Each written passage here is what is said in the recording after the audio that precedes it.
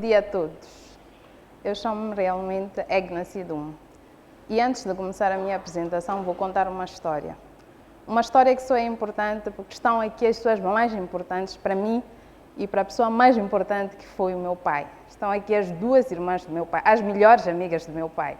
Estão aqui a tia Gabriela, a tia Elizabeth e a minha mãe, obviamente. Eu não falo muito da minha mãe, mas ela existe. Ela está aqui. Uma das coisas mais estranhas que sempre me aconteceram é expor-me. Eu detesto expor-me, nunca me expus, mas por razões profissionais, algumas vezes tive que fazê-lo. E uma destas exposições foi na televisão.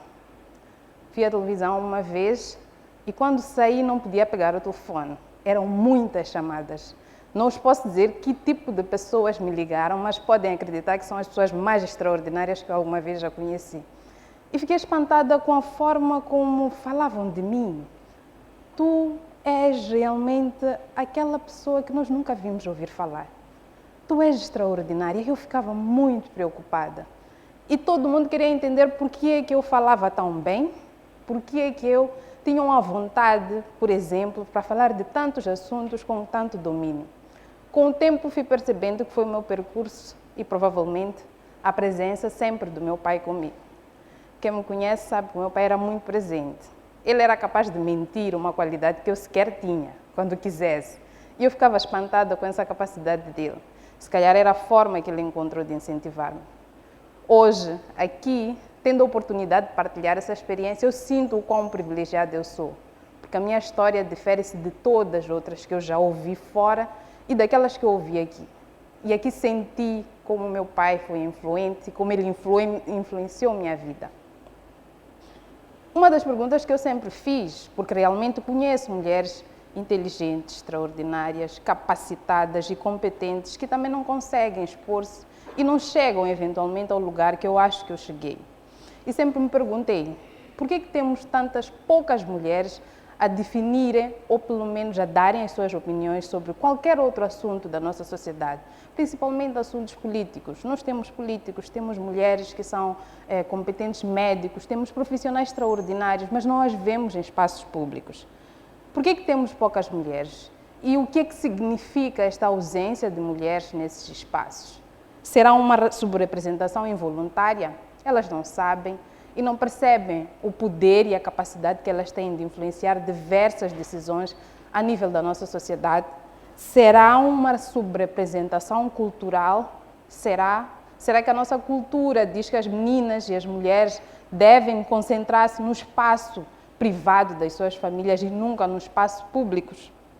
O que explica que todos nós, conhecendo mulheres e pessoas extraordinárias, parte destas pessoas até fazem parte das nossas famílias, elas não têm o poder que nós achamos que elas deviam ter.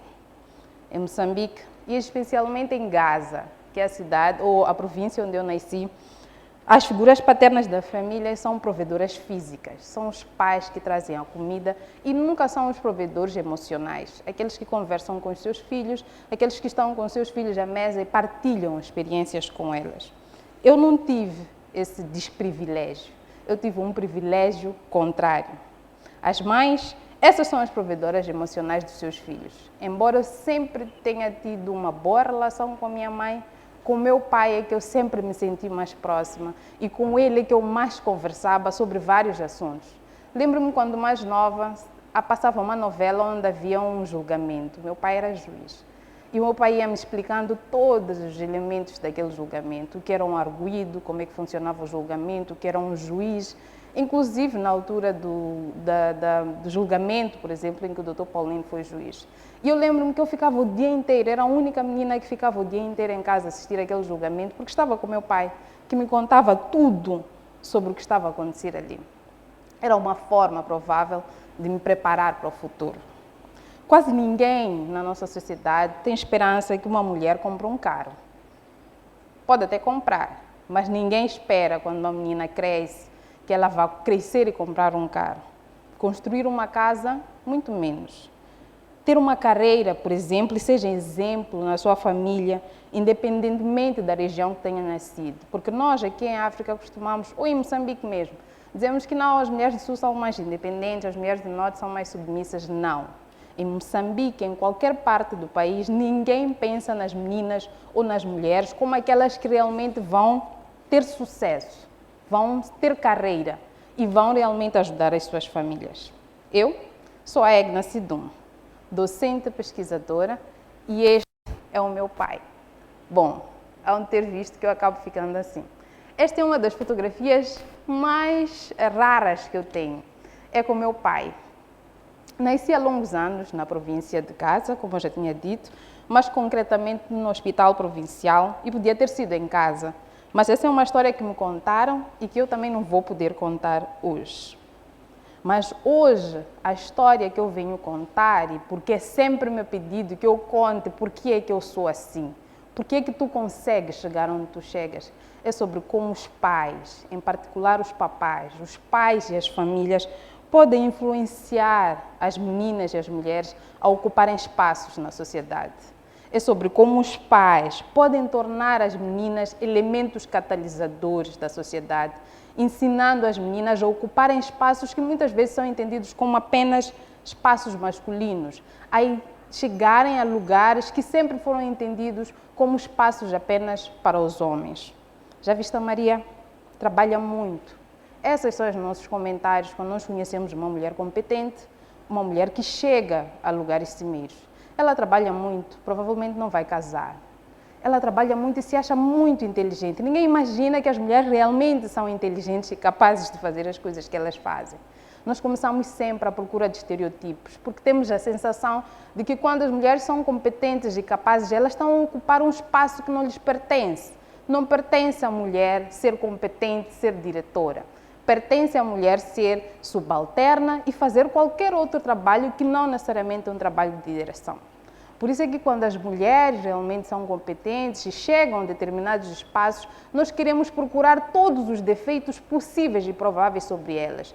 E principalmente o principal é este da família. Elas não se casam, elas não têm filhos, não têm famílias. Elas chegam sempre tarde. Por que ela chega tarde? Ela deve voltar mais cedo para casa. Então, estes estereotipos não fizeram parte da minha realidade. Nunca tive este problema. O meu pai, que minha mãe está aqui presente, era um pai que me dava muitas responsabilidades e tarefas. Em casa, consultava-me sobre assuntos muito importantes da família.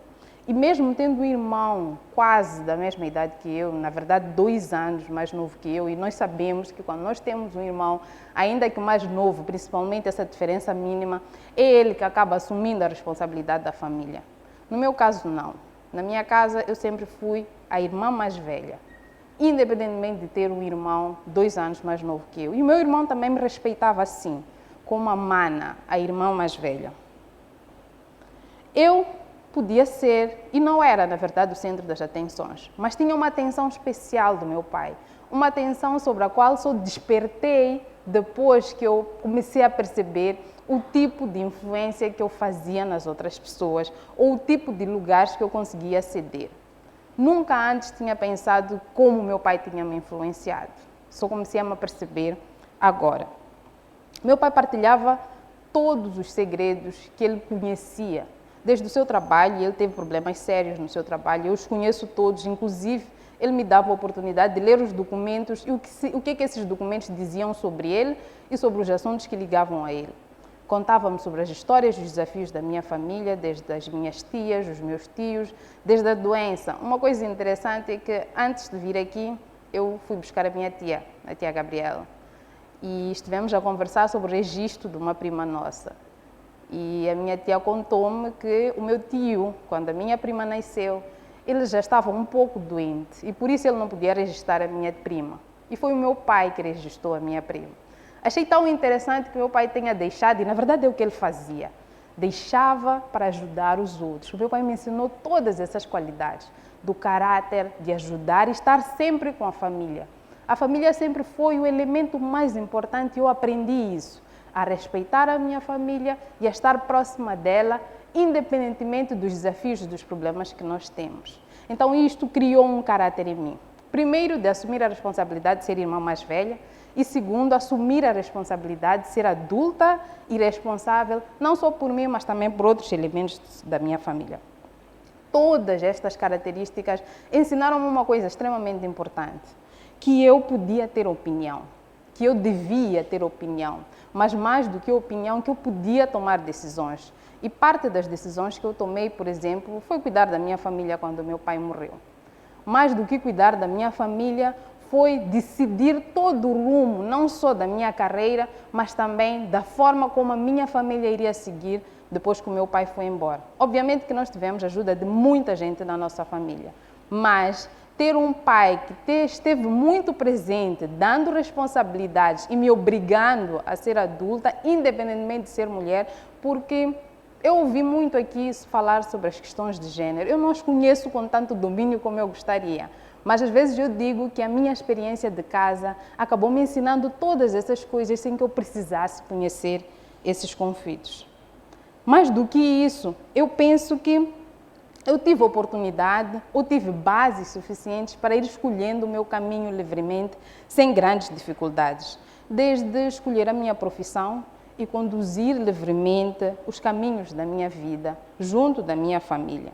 E hoje, a oportunidade de estar aqui a falar com todos vocês, e principalmente na presença da minha família, ganha maior relevância porque tenho a oportunidade de convidar a todos, principalmente aos papais, a serem muito presentes na vida das suas filhas, mas mais do que presentes, a serem disponíveis para as suas filhas.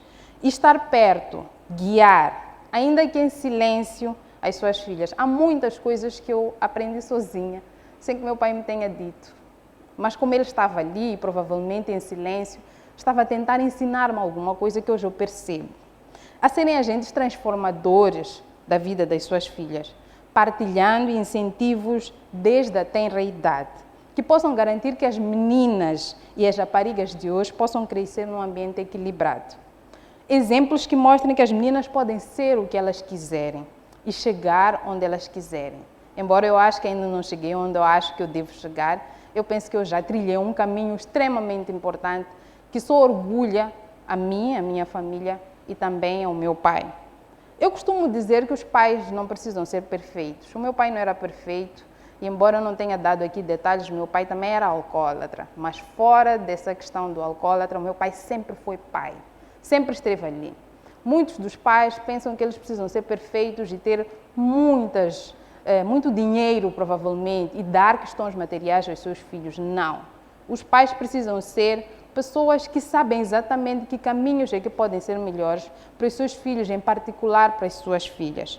E eu tenho muito orgulho de dizer que eu sou o que sou, a Egna Sidumo, que todos conhecem e que eu tenho um grande orgulho de saber que, de certa forma, influencia várias outras pessoas porque o meu pai esteve sempre presente.